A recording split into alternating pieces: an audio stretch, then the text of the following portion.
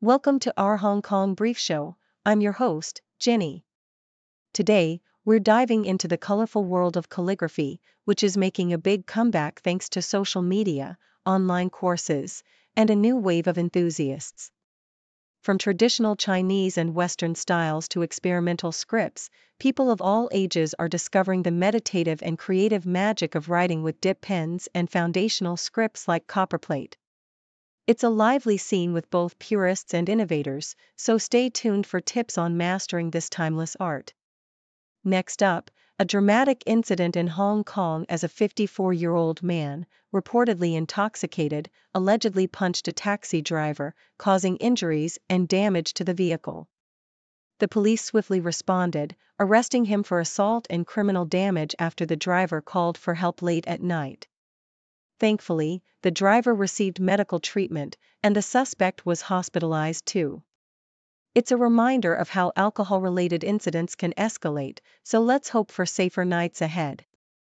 Finally, the Hong Kong stock market is buzzing with excitement, climbing on hopes of US-China trade talks and strong earnings from US tech giants like Meta and Microsoft.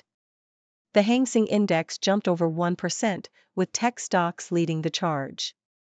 Meanwhile, mainland Chinese markets were closed for Labor Day, but the optimism continues to fuel investor confidence. It's a lively time for finance, so keep an eye on those numbers. Please continue to watch for the detailed stories. The South China Morning Post vividly illustrates how calligraphy, a revered art form rooted in Asian traditions, is experiencing a renaissance fueled by the digital age. Influencers and online courses have democratized access to this ancient craft, inspiring a new generation of enthusiasts to master the delicate strokes of Western and Chinese styles. Samantha Chung, a self-taught mural artist, exemplifies this revival, blending luxury branding with her calligraphy skills, while Callo Chu and Kei Shu emphasize the meditative and creative benefits of learning calligraphy. These passionate practitioners highlight the importance of mastering foundational techniques, such as traditional scripts like copperplate and Spencerian, and utilizing specialized tools like dip pens to develop unique styles. Their stories underscore a broader cultural movement where traditional craftsmanship is reimagined through modern platforms, fostering community, skill development, and artistic experimentation. Meanwhile, the South China Morning Post reports a vivid scene of everyday life in Hong Kong, capturing a dramatic incident where a 54-year-old man, allegedly intoxicated, violently assaulted a taxi driver, resulting in injuries and property damage. The police swiftly responded, arresting the suspect for assault and criminal damage, illustrating the city's ongoing challenges with public safety and law enforcement. The story paints a gritty picture of urban resilience, where moments of violence are met with immediate legal action, reflecting the city's efforts to maintain order amid social tensions. The incident also underscores the importance of community safety and the city's vigilant police force, providing a stark contrast to the artistic revival detailed earlier, highlighting the diverse facets of life in Hong Kong, from cultural renaissance to everyday struggles. In the realm of finance and geopolitics, the South China Morning Post details a buoyant Hong Kong stock market driven by optimism over potential US-China trade negotiations and robust earnings from tech giants like Xiaomi, Alibaba, and Hong Kong exchanges. The market's rally is fueled by hopes for easing tensions, despite ongoing geopolitical tensions and cautious statements from authorities. The report also touches on major corporate developments, such as HSBC's leadership transition and China's cautious stance towards trade talks, emphasizing the fragile yet hopeful atmosphere in global markets. Meanwhile, U.S. markets respond positively, buoyed by optimistic forecasts from Meta and Microsoft regarding artificial intelligence investments, contrasting with more reserved outlooks from Amazon and Apple. This dynamic interplay of economic optimism, corporate innovation, and geopolitical tension encapsulates the complex landscape of modern international finance, where technological advancements and diplomatic efforts intertwine to shape future growth trajectories.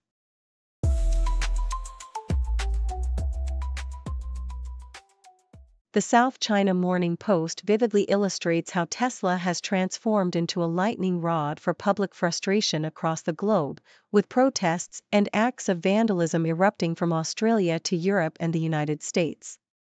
Demonstrators see Tesla as a symbol of wealth, corporate power, and controversial political influence, especially under Elon Musk's high-profile and polarizing persona. The company's involvement in reshaping policies and mass layoffs has fueled societal grievances, making Tesla a tangible target for anger rooted in systemic inequality and economic disparity. Similar to Hong Kong's protests against symbols of authority like government buildings and mainland-linked businesses, Tesla's facilities have been vandalized as a form of symbolic dissent, reflecting unresolved societal issues such as governance failures and corporate overreach. The social media amplification of these tensions deepens polarization, turning property destruction into a visceral expression of societal frustration, which, despite being condemned as counterproductive, underscores the profound disconnect and anger simmering beneath the surface. The South China Morning Post also details a sharp rise in mainland Chinese drivers applying for Hong Kong licenses, with applications soaring by 185% from 2022 to 2023. This influx is attributed to the increasing presence of mainland talent in the city, many of whom already possess driving skills honed on the mainland. Officials argue that these drivers are competent, citing the difficulty of mainland tests and advocating for reciprocal arrangements that allow Hong Kong drivers to obtain mainland licenses more easily. However, calls grow for mainland applicants to undergo testing in Hong Kong, citing differences in traffic systems and safety concerns. This surge reflects broader issues of integration and mobility between Hong Kong and mainland China, highlighting the need for balanced regulations that ensure road safety while accommodating the growing cross-border movement. The debate encapsulates ongoing tensions about identity, safety, and the practicality of harmonized systems amid a rapidly changing socio-political landscape. Hong Kong's football star Yap Hung Fai offers a sobering perspective on the city's ambitious 2034 World Cup goal, emphasizing the urgent need for systemic improvements in local football.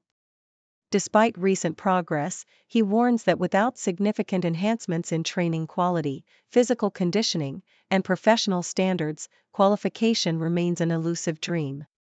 Yap advocates for increased incentives, such as larger salary gaps, to motivate players to push their limits and strive for excellence, echoing his own journey of setting and achieving ambitious goals. His insights reveal a broader challenge facing Hong Kong's sports development, the necessity of cultivating a more professional environment that can nurture talent and bridge the gap between local matches and international standards. His candid assessment underscores that without fundamental reforms, the city's lofty sporting ambitions risk remaining out of reach, emphasizing the importance of strategic investment and a culture of excellence to realize future aspirations.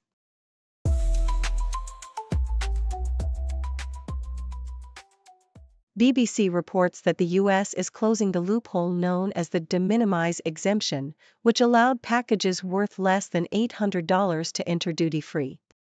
This change is driven by concerns over illegal drug smuggling, especially fentanyl, and the strain on border authorities caused by the surge in low-value Chinese imports, which have skyrocketed from 140 million packages a decade ago to over a billion last year. The move aims to impose import duties starting in May, with the goal of curbing illegal substances entering through deceptive practices by Chinese shippers. While this crackdown intends to target illicit goods, critics argue that it might not significantly reduce drug trafficking and could increase the workload for overstretched border officials.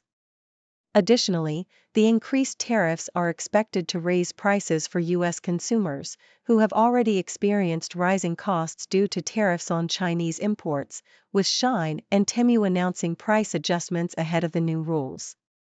The U.S.'s action echoes similar measures in the UK and EU, which are also reviewing duty-free thresholds amid fears of cheap Chinese goods flooding their markets, potentially harming local retailers and increasing consumer prices. South China Morning Post highlights Shoucheng Holdings' bold investment plans in China's burgeoning robotics industry. This Hong Kong-listed car park operator, backed by the state-owned Shugong Group, is channeling funds into about 50 robotics firms over the next few years, leveraging the Beijing Robot Industry Development Investment Fund, which has already invested in more than 10 Chinese startups. The company's focus underscores China's rapid progress in domestic robotics, with local firms now capturing nearly half of the market share, up from 30% in 2020.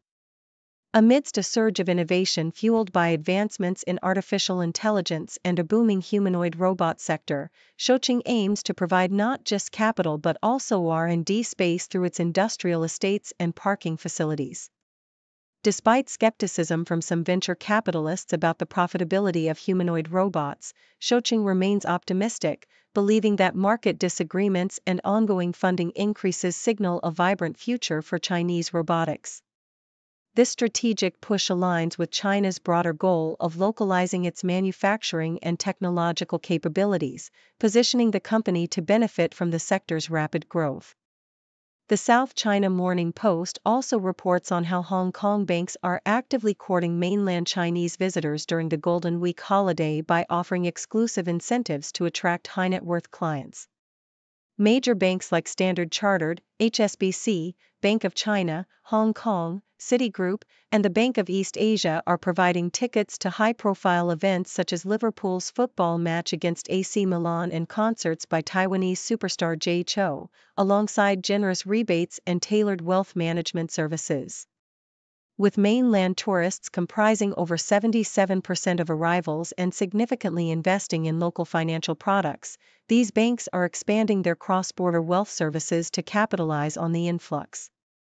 Promotions include VIP experiences, travel packages, and substantial cash rebates for clients opening new accounts or making large deposits, all designed to boost deposits and lending amid a fragile consumer confidence environment. This aggressive marketing strategy underscores Hong Kong's ambition to become a premier hub for international wealth management, leveraging its proximity to China and the appeal of exclusive experiences to attract affluent visitors seeking to manage and grow their wealth in a dynamic financial landscape.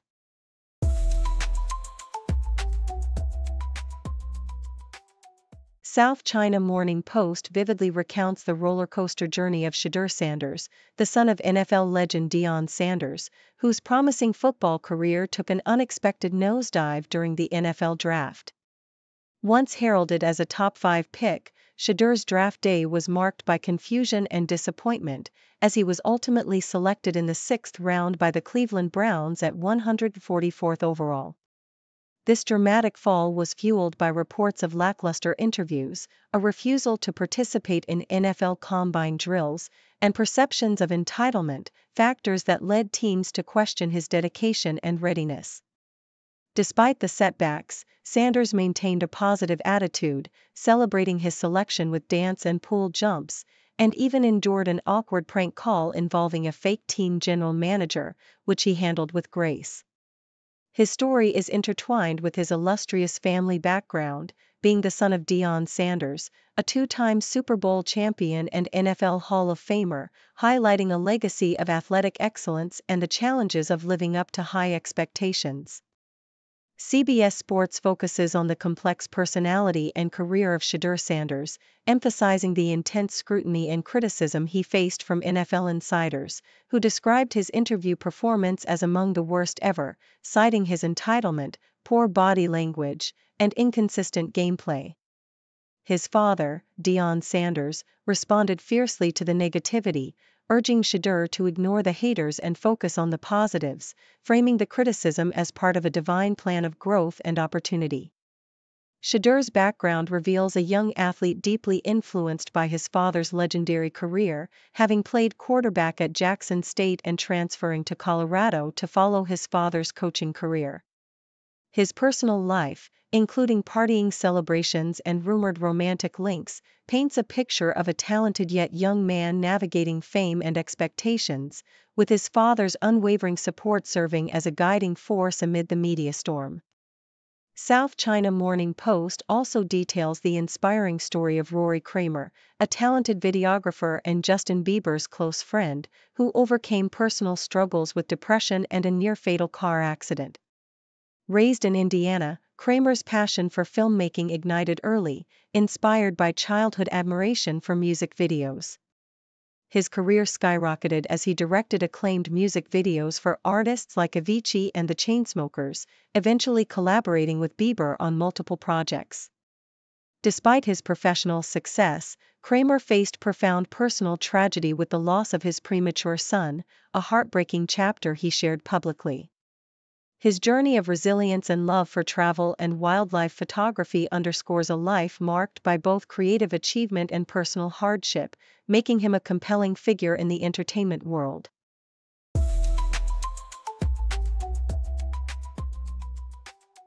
South China Morning Post highlights the buzz surrounding the premiere of Paul Feig's highly anticipated sequel, Another Simple Favor, which kicked off its UK press tour with star-studded glamour at London's Hem Yard Hotel. The event was lively, yet not without controversy, as rumors swirled about tension between Blake Lively and Anna Kendrick, and social media speculated about Lori Feig, Paul Feig's wife, being planted in the crowd to appear as a fervent supporter of Lively. These theories were eventually debunked when it was clarified that Lori was on the red carpet, not mingling with fans. Lori Feig, a producer and consultant, gained attention for her outspoken support of Blake Lively, especially amid online attacks, where she called critics bots and woman-hating Trumpers, and defended Lively's reputation. Married to Paul Feig since 1994, Lori has also been active in philanthropy, donating $300,000 to LGBTQ organizations like the Trevor Project and Trans Lifeline in response to the political climate under Donald Trump's presidency, demonstrating her commitment to social causes beyond Hollywood.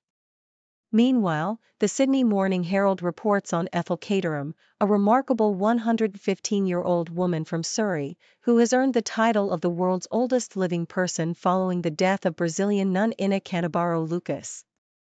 Born in 1909 and having lived through the Edwardian era, Caterham attributes her longevity to a simple philosophy: I do what I like, emphasizing the importance of listening and avoiding arguments.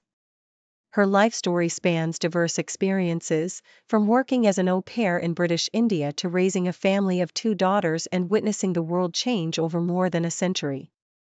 Residing in a care home for the past 50 years, she remains a symbol of resilience and the enduring value of family, asserting that possessions pale in comparison to the love and memories shared with loved ones. Her longevity and perspective serve as a testament to the quiet strength and wisdom that come with a life well lived, making her a living link to history and a beacon of inspiration for generations. Thank you for tuning in. The content above showcases the latest briefing reports and analytical synopses, thoughtfully curated by the 6Do team.